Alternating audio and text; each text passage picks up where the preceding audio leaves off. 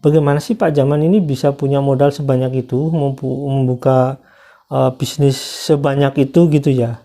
Nggak cuma beverage aja, tapi ya banyak lagi gitu. Oh, itu sih buat saya ya nggak masalah, itu bisnis-bisnis dia. Cuma kalau dalam konteks ya apa ya, kita berpikir gitu, bertanya-tanya modalnya dari mana awalnya. Yes.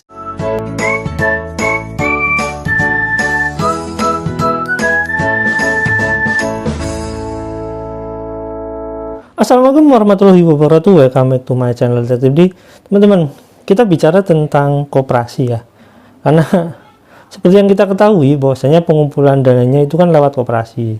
Nah, kita akan menelusuri jejak-jejak koperasi ini dari lebih awal daripada yang sekarang, yaitu Koperasi Indonesia Berjamaah, di mana Koperasi Indonesia Berjamaah yang pada akhirnya yang nanti menjadi salah satu turut tergugat atau mungkin tergugatnya gitu ya, bisa jadi turut tergugat ya.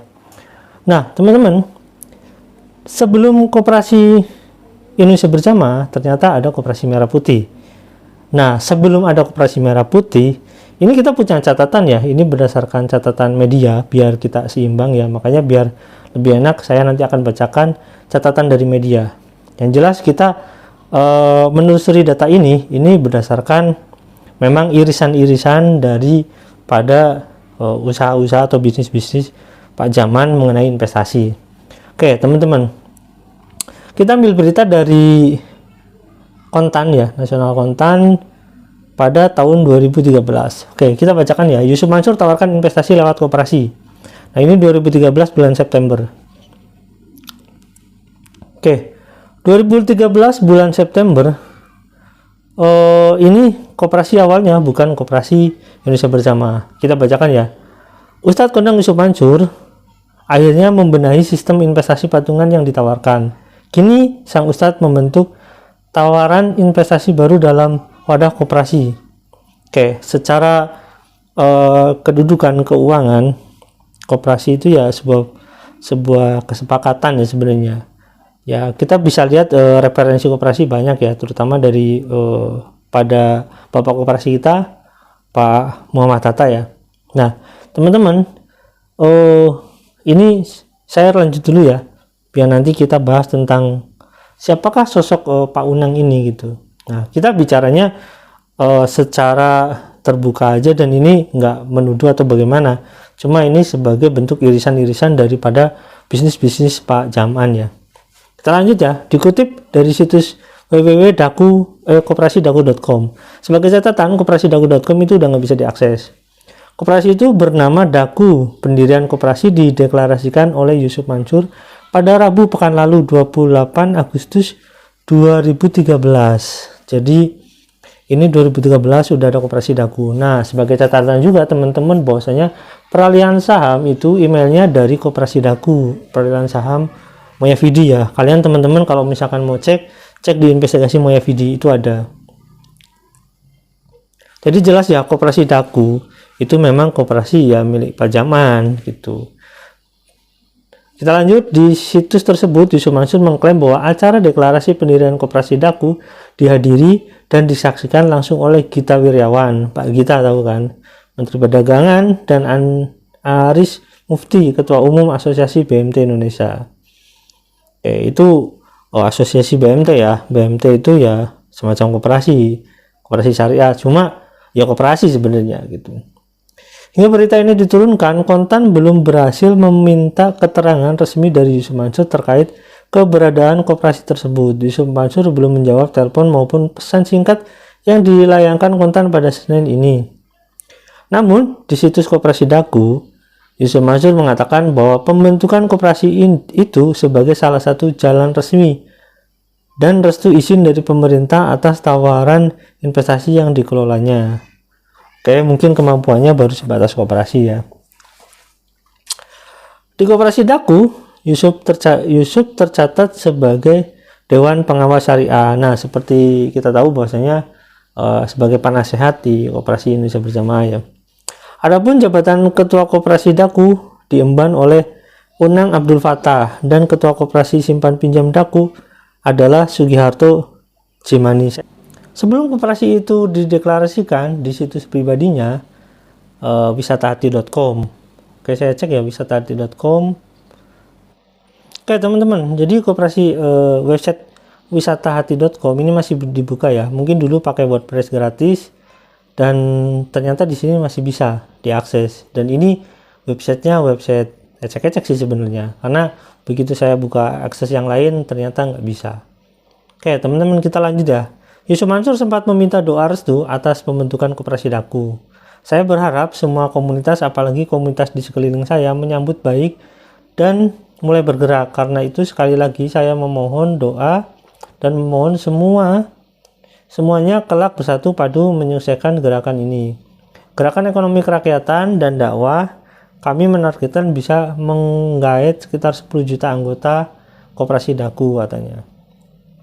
Lalu bagaimana dengan sistem pendaftaran dan pola investasi koperasi Daku? Di situs koperasi Daku, peserta berminat bergabung cukup mendaftarkan diri lewat Short Message Service (SMS) ya.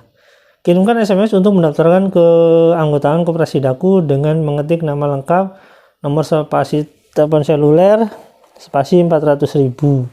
Contoh titik-titik ya. Adapun nilai setorannya awal yang menjadi anggota koperasi 400.000, nominal 400.000 adalah setoran keanggotaan untuk dua jenis koperasi, yaitu koperasi jasa Daku dan koperasi simpan pinjam KSP Syariah Daku. Oh, berarti ini ada dua jenis koperasi ya yang berjalan. Terdiri dari setoran bla bla bla bla gitu intinya ya. Penambahan modal SMK berikutnya kelipatannya nominal 10.000 per lembar. Tiap anggota disarankan untuk menambah jumlah sertifikat modal koperasi SMK sebesar 100.000 jika punya dana tersimpan 1 juta, lebih baik langsung dijadikan 100 SMK aja. Total transfernya jadi 1.400.000. Jadi ini intinya muter intinya sebagai anggota koperasi nantinya modalnya 1.400.000. Lebih besar lagi nominalnya, lebih alhamdulillah, supaya mulai bisa melakukan lebih banyak hal lagi. Demikian pernyataan manajemen koperasi Daku. Uang keanggotaan dikirim ke rekening Bank Mandiri dengan nomor 1010099099903 atas nama koperasi jasa Daku. Oke teman-teman, jadi catatan awal bahwasanya ketika para investor Moyavidi ini dipindahkan melalui koperasi Daku emailnya ya, melalui koperasi Daku emailnya, ternyata emang di sini ada koperasi jasa Daku. Jadi jenisnya jenis jasa ya. Oke, jadi kalau kita telusuri baik-baik, bahwasanya awal mulanya itu koperasinya adalah koperasi Daku. Oke, paham ya teman-teman di sini ya. Jadi sebelum ada Merah Putih, sebelum ada Indonesia Berjamaah, ada koperasi Daku. Dan saya nggak tahu nih legalitas koperasi Daku yang mana yang dipakai, karena ini juga awan investasinya nggak jelas diarahkan kemana. Sementara kalau koperasi Indonesia Berjamaah itu lebih fokus kepada Hotel City dan sejenisnya ya, pokoknya seperti itu. Nah, seperti yang saya katakan tadi, bahwasanya peran serta Pak Unang sampai mana sih? Oke, saya akan bahas lebih banyaknya lagi nanti, karena saya takut durasinya terlalu panjang. Kita bahas tentang profil perusahaan yang berkaitan dengan Pak Unang. Nah, selain dia memegang sebagai ketua koperasi, sebagai ketua koperasi Daku ya, di sini kan Pak Unang sebagai ketua koperasi Daku. Dan Pak Unang itu juga terlibat dalam beberapa bisnis ya, bisnisnya cukup besar juga, yang melibatkan, kata kalau bahasa Yusuf Mansur, irisan-irisan daripada bisnis Yusuf Mansur gitu, pokoknya irisan-irisannya gitu. Nah, seperti kita ketahui bahwa profil perusahaan Al-Amin Mulia Lestari adalah Daku Travel, yang menaungi Daku Travel. Dan berdasarkan data yang saya dapat, perusahaan ini mengalami perubahan pada 2018. Nah, sebagai catatan bahwasanya di sini pengurus dan pemegang sahamnya ada Muhammad Anwar Sani, Tarmisi, kalian teman-teman tahu ya.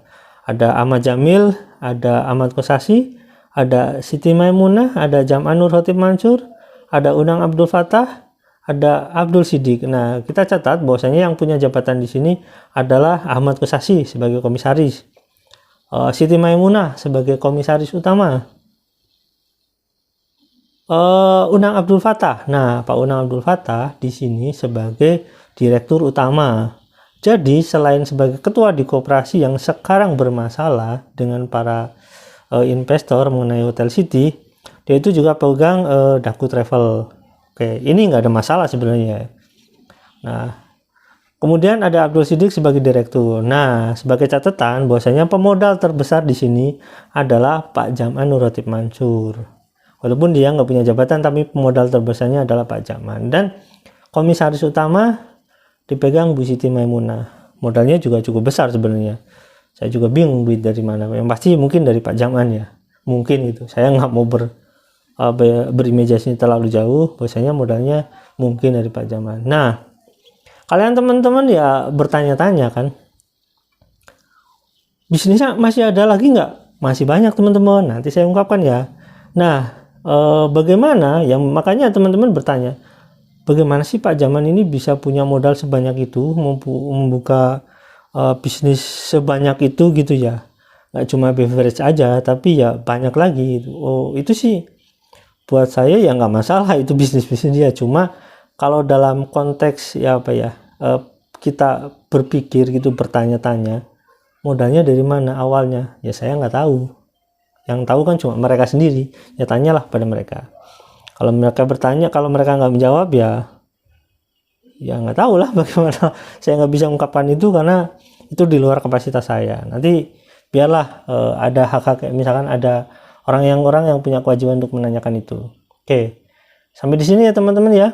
Jadi peran serta Pak Unang ini dalam irisan bisnis Pak Jam'an Nur Ratib Mansur ini banyak gitu, bukan cuma ini. Nanti akan saya ceritakan lagi di pertemuan berikutnya, karena ini adalah salah satu langkah kita memahami pola konsep yang dibangun oleh Pak Jam'an, biar teman-teman paham juga bahwasanya bisnisnya bukan cuma investasi itu saja gitu, masih banyak lagi bisnisnya gitu.